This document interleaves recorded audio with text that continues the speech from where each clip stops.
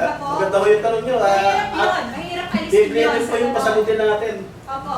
So, kumbaga, bakit kailangan si Moises pa mismo ang magalit sa mga tao samantalang silang mga leader dapat yung nauna doon at nag-guide?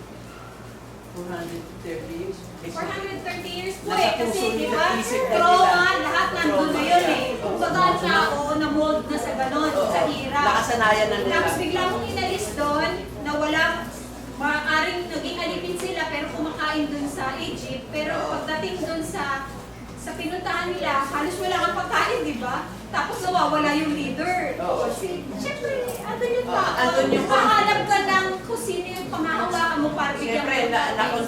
na-confuse din sila. Ito po yung kasagutan, sister. Ang totoo, hindi naman ho ganun ang nangyari. Ang totoo, pinarusahan po ng Diyos si Aaron. Ang number one po talagang na, yung ginawa po nilang buyang ginto, simunog po yun. Tapos lahat po ng pasimuno nun, kasi siya po yung may gawa eh, siya yung, igawa mo nga kami, hindi nakasal.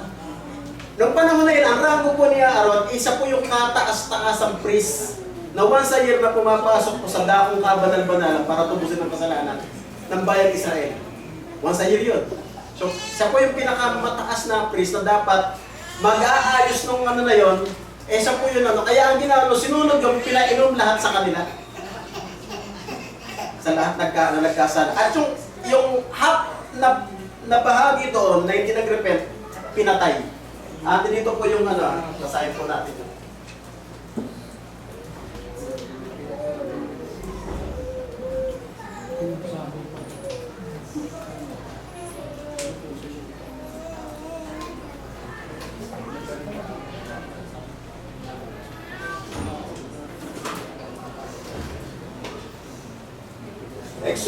Exodus chapter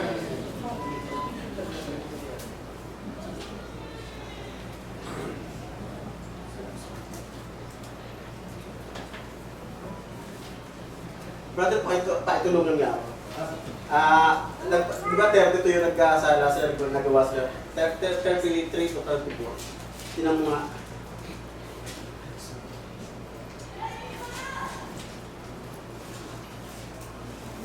Yung sinunog yung ano, pinasunog sa kanila at pininom lahat sa kanila.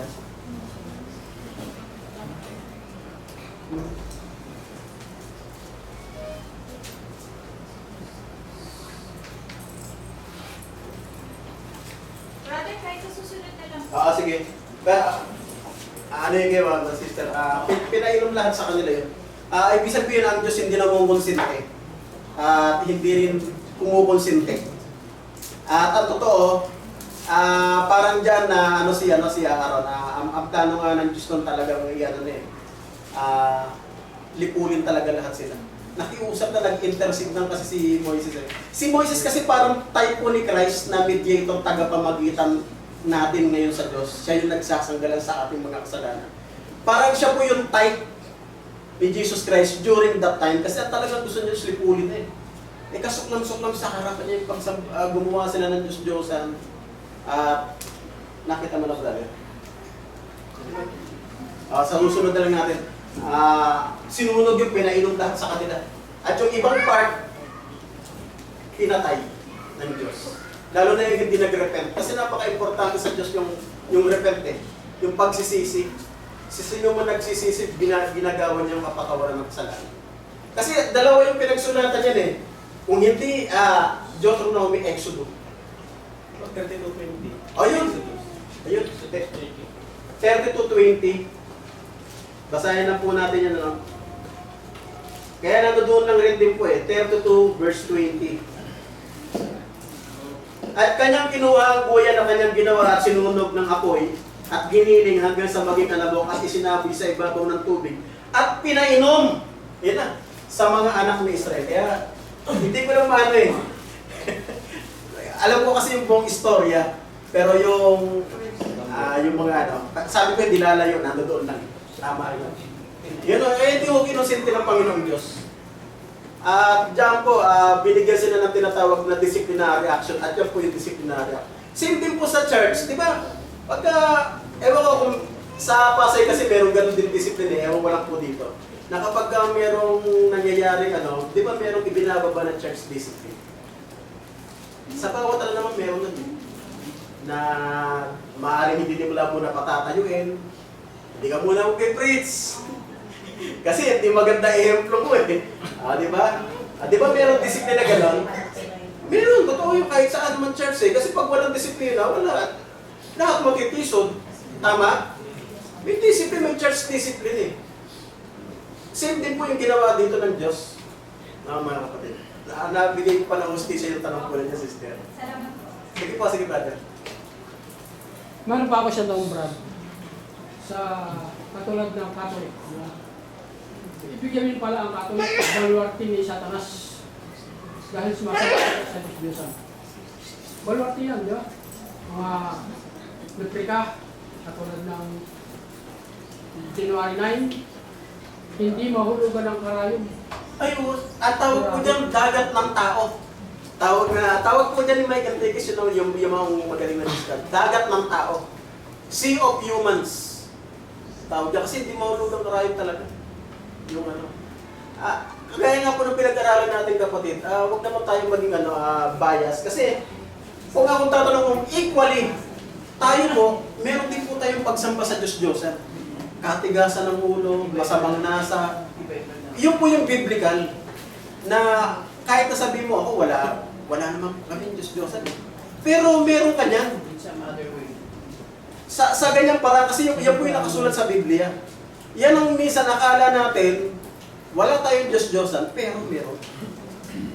Kapag ka po tayo napopol dyan sa kategoryang yan, yan po iyay pagsamba sa Diyos-Diyos. At tama kayo. Kasi po ang number 1 po na trabaho ni Satanas, i-counterfeit yung lahat ng katotohanan ng Diyos. Napalilitawin niyan, ito yung katotohanan. Parang yung nangyari dito, ang mga ito, sabi ni Aaron, ang nagawa na, ang mga ito, ang Diyos na nagsampa sa iyo sa pagkakaalipin sa Ehipto. Samantalang sinabi na sa chapter 20, 1-2-3, na ang naglabas sa kanila sa pagkakaalipin ay yung Panginoong Diyos. So counterfeit. At trabaho ni Satanas, kahit sa panahon natin ngayon, counterfeit, paniwalain tayo sa hindi totoo. Yan ang diyan magaling si Satanas.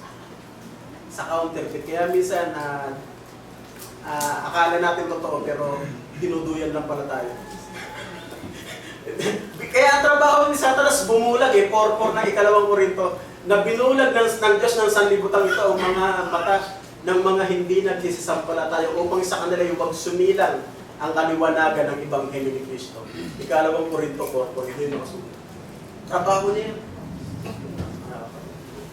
Wala na po. Kasi Kaya sabi ni Cristiano, di ba, nung siya mga ngaral, kasing kapal ang buhangin sa dagat. ganun kadami. Kaya hindi ko kaya kanila, ulit-ulit ko sinasabi, pagka marami, hindi po yan ang totoo. Hindi po paramihan ang totoo. Kasi kung paramihan lang po, tayo po yung pinaka-konti sa bilang. Tama po ba? Payag kayo. Yes. Tayo po yung pinaka-konti sa bilang. Ibig sabihin, hindi tayo totoo. Sige po. May tanong lang ako. Sige po. Nasa Bible ba yung halimbawa, sa naanibang nobelin, hindi ka pasyon, tumipak ka sa bawal ba yun? Ang bawal po sa Biblia, yun nasa totoo ka na. Ikipat ka pa sa hindi ka totoo. Branche ka. Ayaw mo pa ulit-ulit na bautismo. Kasi po sa, eto po babasahin, Ephesians 4. Tama na, Ephesians 4 mga kapatid. Gusto ko lang po i-explain tong Ephesians 4 na tama. Yung nakasulat, may isang bautismo at isang katawan. Ipapaliwanag ko lang po yung salita niya, sister. Yung isang bautismo po na yun ang binabanggit ni Apostol Pablo sa isang katawan, sa isang tunay na iglesia. Ibig sabihin kung, halimbawa po ako, yung real life ko, nabautismo po ako sa iglesia ng Diyos kay Kristo Jesus. Unang-una pa lang, mali na po yung ipinapangaral namin. Ang ipinapangaral namin, mga kapatid, sa iglesia ng Diyos, ganito. Number 1 na pinapangaral namin sa iglesia ng Diyos kay Kristo Jesus, Si Cristo at saka ang Ama daw, isa lang.